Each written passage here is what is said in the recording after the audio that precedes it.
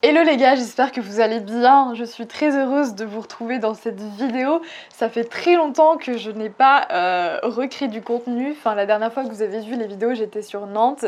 Et là, ça fait 3 semaines que je suis de retour sur Paris.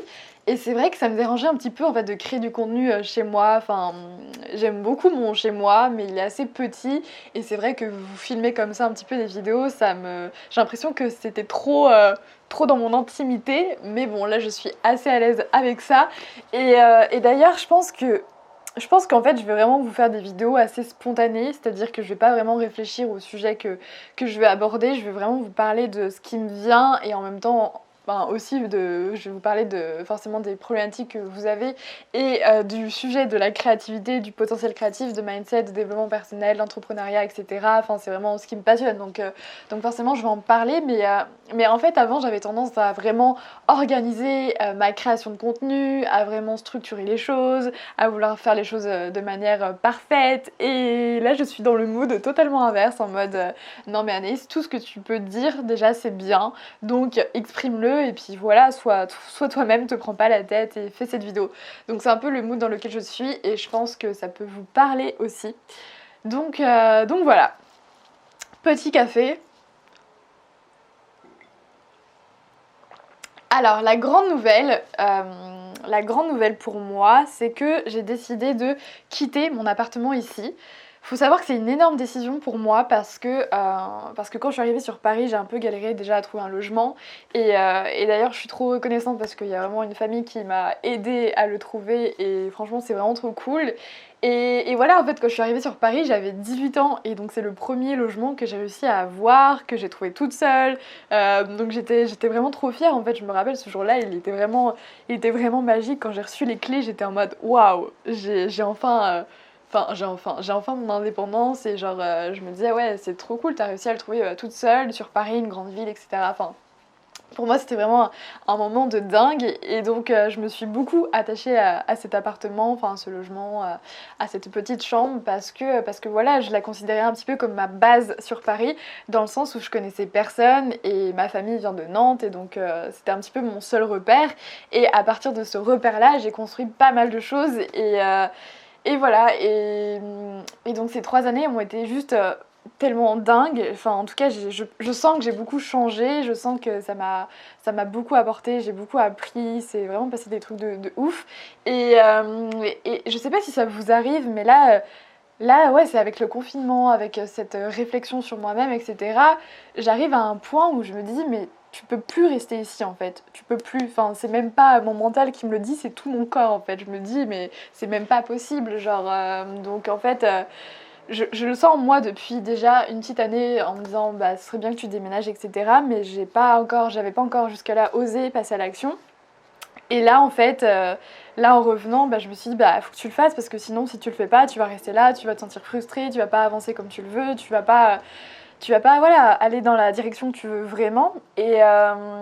Donc voilà, je suis passée à l'action, j'ai décidé de faire mon préavis il y a 3 4 jours. Donc là, il me reste un mois sur Paris, un mois, et ensuite, je ne sais absolument pas où je vais. Et c'est exactement ce sujet que je voulais aborder avec vous. C'est-à-dire que en fait, des fois, on a tendance à ne pas prendre des décisions parce qu'on a peur, parce qu'on se sent bloqué dans une situation, parce qu'on est attaché à une situation, et parce que voilà, même si notre désir de vouloir changer, de vouloir vraiment incarner un truc plus profond, enfin, entre guillemets, suivre vraiment notre voie, etc., suivre notre passion, y a cet autre côté, un peu comme un démon ou un truc, une voix intérieure qui vous dit mais non, en fait, t'es bien là quand même, genre, t'as tout ton confort et tout, t'as construit tout ça, c'est trop bien. Et d'ailleurs, c'est exactement ce que je me disais. Moi, je me disais, mais en fait, comment tu peux vouloir déménager sachant que tu as construit un peu toutes tes bases là-dessus, en fait. Et ça en vient au sentiment de sécurité, en fait. Quand on construit quelque chose, quand on est stable, quand on est dans une situation assez stable, etc., on se sent en sécurité. C'est notre confort qui est présent. Et c'est pour ça que d'ailleurs, les gens ont peur de prendre des risques. Et c'est parce que, en général, on a peur de perdre notre confort, en fait. C'est un peu ce sentiment de perdre quelque chose. Et pour vous donner un exemple, comment je vois ma situation actuelle, je l'imagine un petit peu un château de sable. Vous voyez, quand les enfants construisent des châteaux de sable sur la plage, eh bien, En gros, ils vont mettre du temps à construire ce château de sable parce que voilà, le sable est mouillé, il faut refaire, faut remettre des seaux, etc.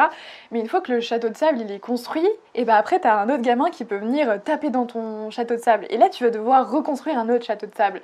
Et en gros, le point que je veux aborder avec vous, c'est que même si on a l'impression qu'on peut perdre quelque chose ou qu'on a l'impression qu'on peut déconstruire ce qu'on a construit, ce qu'on a passé du temps à construire, ce qui a de l'importance pour nous, parce qu'en plus, enfin moi dans mon cas, ou peut-être aussi dans votre cas, quand on construit quelque chose, on y met tout notre cœur, on y met toute notre énergie, on y met tout notre temps, etc. C'est vraiment tout, tu vois, on donne à 100%. Et dans cette situation-là, du château de sable, c'est la même chose en fait, on est vraiment concentré à construire notre château, à construire notre château de sable, pardon, et à vouloir ce qui soit vraiment beau et qui soit propre en fait. Et en fait, vraiment le sentiment que je veux vous partager, c'est que quand on construit quelque chose, c'est pas perdu. C'est pas perdu parce que on a appris comment le construire. Et vu qu'on l'a appris, c'est en nous en fait. On a construit cette expérience de... on a construit mentalement cette expérience de devoir le construire. Donc c'est-à-dire que si on reconstruit un château de sable, et les bases du château de sable, elles vont être hyper faciles à construire rapidement en fait. Et en gros, ce qui est encore mieux, c'est que vous allez pouvoir construire un plus grand château de sable parce que les bases, vous les connaissez assez bien en fait. Et vous les avez déjà vécues et vous savez comment bien les fonder. Et c'est exactement ce sentiment que j'ai en ce moment et que je veux vous partager, c'est qu'on a beau... on a beau avoir peur de changer de voie, de direction, etc.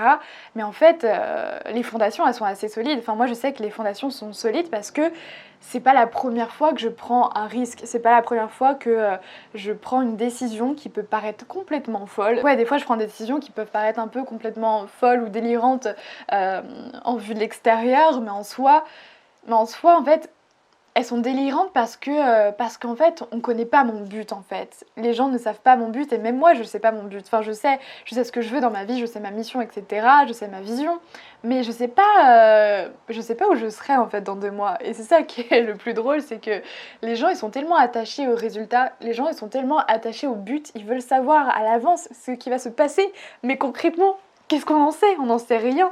Et c'est ça qui moi me plaît le plus, c'est qu'en fait dans 2 mois je ne sais exactement pas où je serai, mais je sais que j'ai pris au fond de moi la bonne décision, la décision de partir, la décision de changer. Et pour en revenir à ce château de sable, l'enfant qui reconstruit son château de sable, il sait pas quelle grandeur il va faire son château de sable, il sait pas quelle taille il va faire, il sait pas...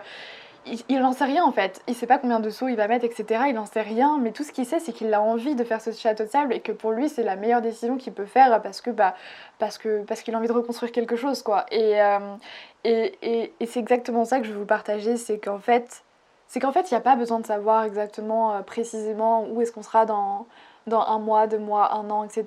Le but, c'est de prendre une décision qui nous tient vraiment à cœur et de suivre cette décision-là, en fait. Et quand on suit vraiment ce genre de décisions qui sont assez profondes, et les actions qu'on va mettre en place, elles vont venir naturellement, elles vont être spontanées et forcément, ça va être les bonnes, en fait. Donc voilà, je sais pas si vous comprenez réellement ce que je veux dire par rapport à cette analogie, mais c'est vrai que en tout cas pour moi, des fois c'est perturbant d'expliquer ce que je veux faire ou d'expliquer où je vais parce que je sais profondément ce que je veux faire, mais dire exactement où je serai dans 2 mois ou dans 1 an, c'est impossible pour moi. Alors que dire que vous partagez en fait ma vision d'aujourd'hui, de vous partager ma vérité du moment, c'est beaucoup plus facile parce que je sais que c'est juste en fait, c'est la justesse du moment. Je sais que c'est juste pour moi, donc je n'ai pas à m'inquiéter pour mon futur. Et, euh, et je voulais vous raconter aussi... quand j'ai pris la décision en septembre 2018 de me lancer en freelance, en fait j'avais super peur. J'avais vraiment vraiment super peur parce qu'en fait j'avais jamais vendu aucun produit, aucun service, etc. Et donc pareil, je me jetais à l'eau en fait. Je me jetais à l'eau et je savais pas comment j'allais faire pour payer mon loyer. Et, et ce qui était vraiment marrant, c'est qu'à ce moment-là, en fait, je vivais un petit peu au jour le jour et au mois le mois. Et donc en fait, Et donc en fait j'avais aucune idée de ce qui allait se passer dans 2 mois, 3 mois, 4 mois, etc.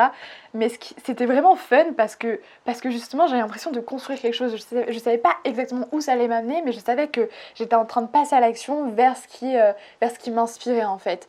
Et ensuite quand j'ai retracé, bah là quand je retrace mes 2 dernières années, je me dis vraiment c'est dingue parce que il y a des moments où je ne savais absolument pas ce que j'allais devenir, ce que j'allais faire, etc. Mais j'ai construit quelque chose et je ne savais pas comment ça allait se passer. Mais l'histoire, elle s'est créée naturellement, elle s'est créée toute seule. Et donc, là, j'ai vraiment l'impression que c'est la même chose qui va m'arriver en fait. C'est je prends une action juste, une action qui est vraiment en phase avec qui je suis et qui est en phase avec ce que je veux profondément faire. Et c'est trop excitant parce qu'en fait, je sais pas où je serai dans 3-4 mois, mais je sais que je serai à la bonne place. Et souvent, je sais que pour vous, ça peut être compliqué. D'avoir cette confiance-là en fait, de se dire ok je fais confiance à la vie, je fais confiance en ce qui va arriver, je fais confiance tout simplement. Et c'est hyper dur de faire confiance parce que quand on est habitué à avoir un cadre, quand on est habitué voilà, à avoir une certaine structure, à avoir des repères, à avoir une certaine sécurité, à avoir un confort, et c'est dur de tout lâcher et de faire confiance en fait. Et donc pour vous, je vous ai créé un challenge courage. J'ai vraiment créé ce challenge-là parce que c'est vraiment comme ça que j'ai commencé en fait. C'est en me disant comment tu peux faire confiance en la vie et comment tu peux lâcher les choses et oser passer à l'action en étant toi et oser passer à l'action même si ça te fait peur, oser aller vers l'inconnu.